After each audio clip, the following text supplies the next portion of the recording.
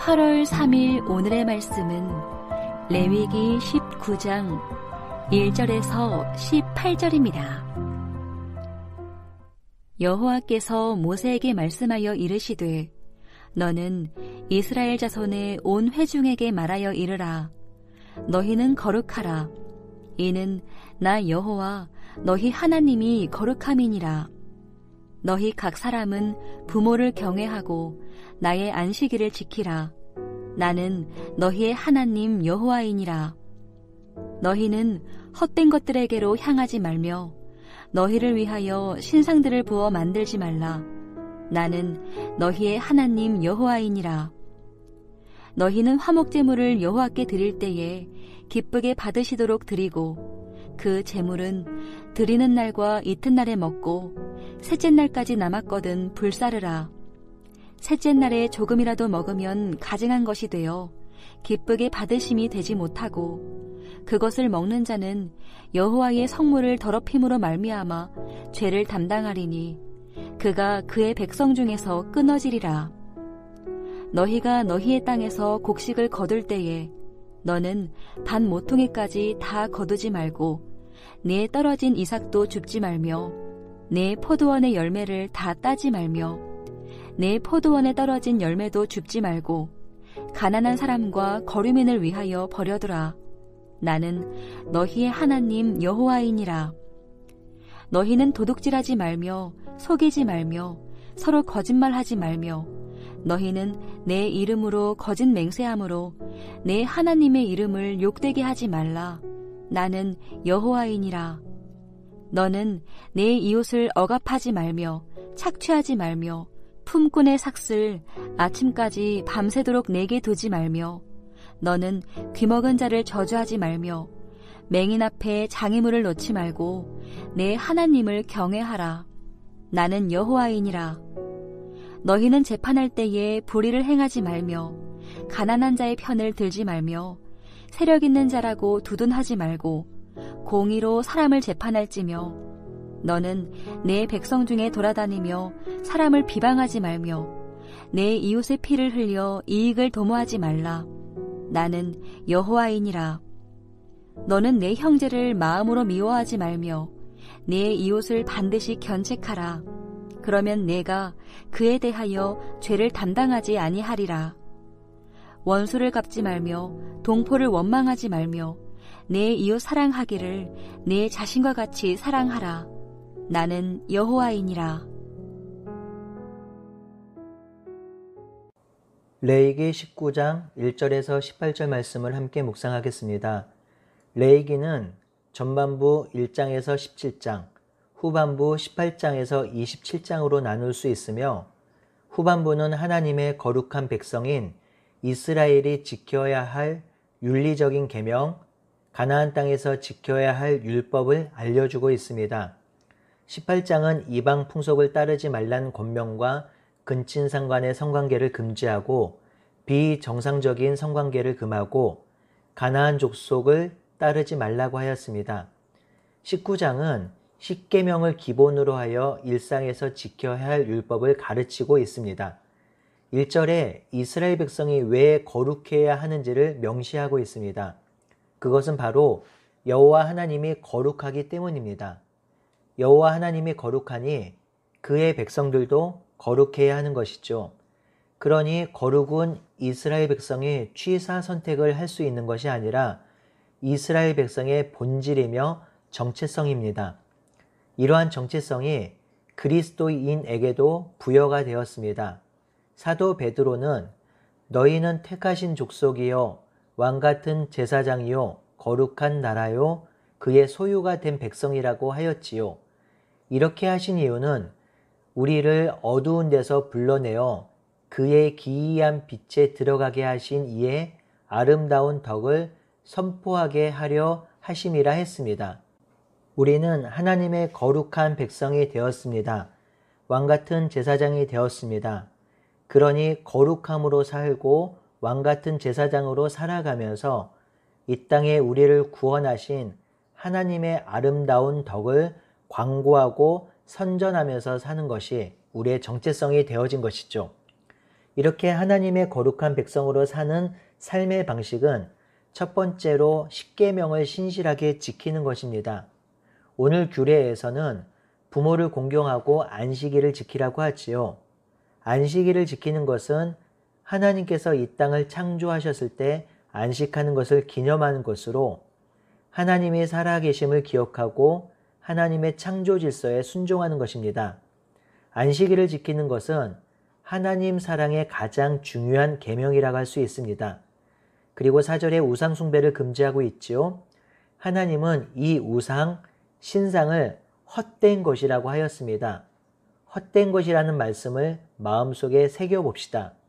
우상, 신상에 절하지 않고 그것을 섬기지 않을 수 있는 것은 그것이 헛된 것, 그리고 그것을 섬기는 것이 헛된 일이라고 생각할 때 가능한 것입니다.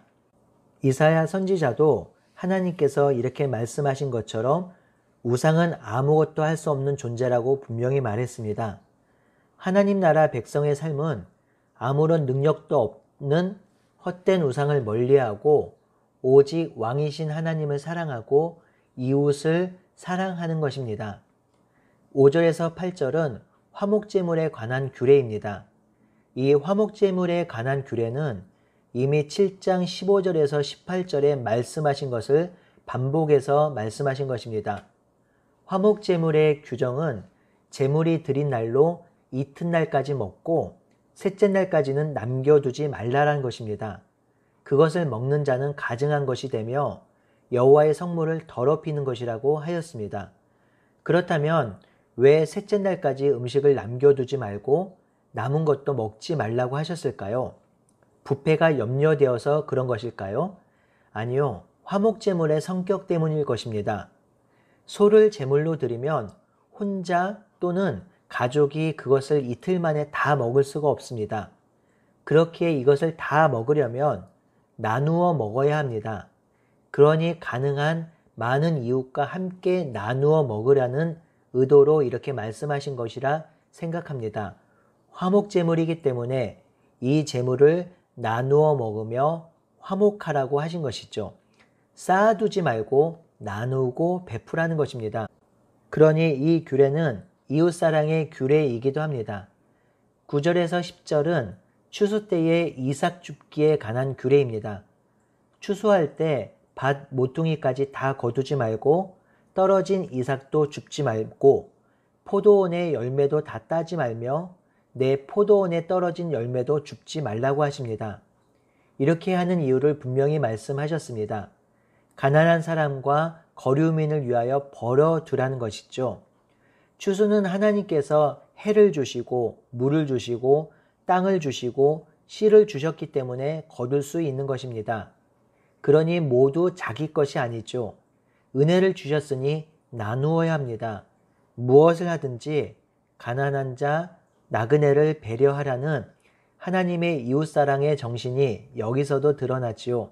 이 규례가 얼마나 중요한지 이 규례를 명령하신 분이 나는 너희의 하나님 여호와라고 선언합니다.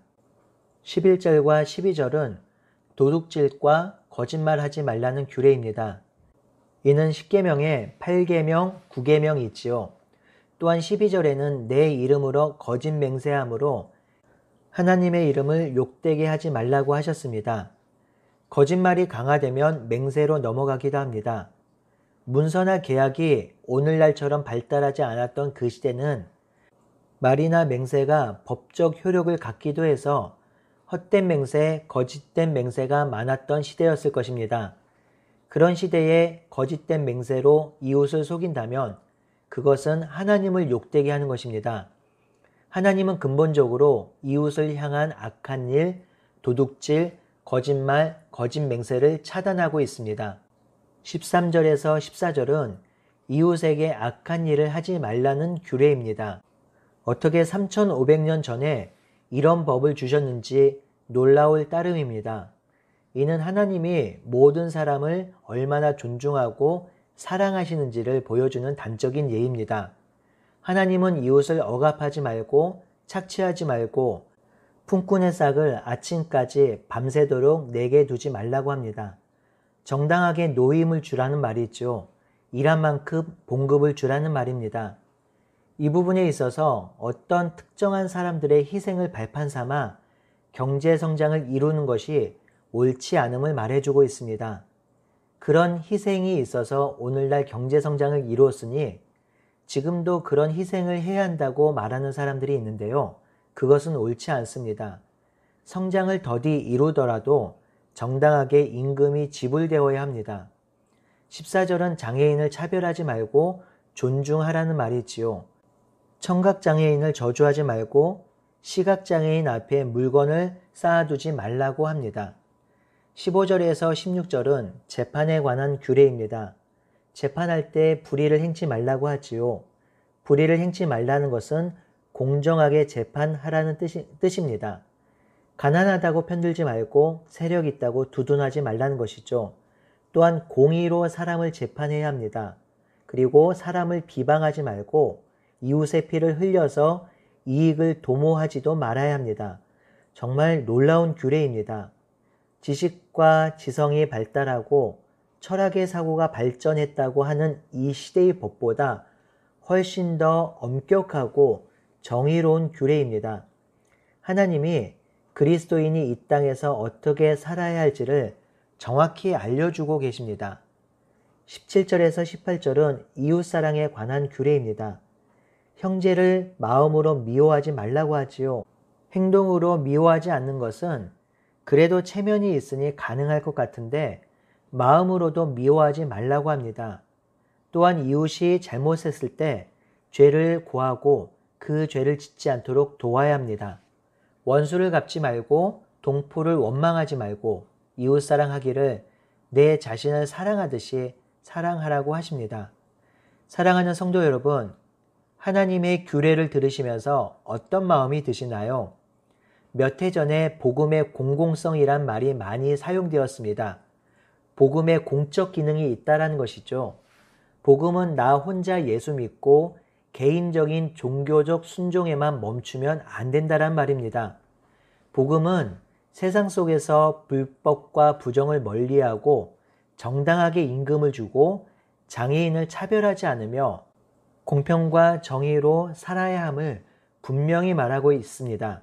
이것이 복음의 공공성이죠. 복음은 나 개인의 구원뿐만 아니라 온 세상의 구원, 하나님이 만드신 피조 세계의 회복을 말하고 있습니다. 그러니 구원은 개인의 회심으로 시작되지만 구원의 완성은 온 세상의 회복으로 마무리가 됐지요. 또한 구원은 예수 그리스도의 십자가 죽음과 부활로 시작되어지고 주의 재림으로 완성이 됩니다. 오늘 하루 하나님께서 말씀하신 규례, 불법적인 재판이 사라지고 장애인이 차별받지 않고 정당하게 임금을 받고 원수를 사랑하며 지체와 신실하게 교제하며 살아가는 우리 모두가 되기를 바라고 소원합니다. 아멘.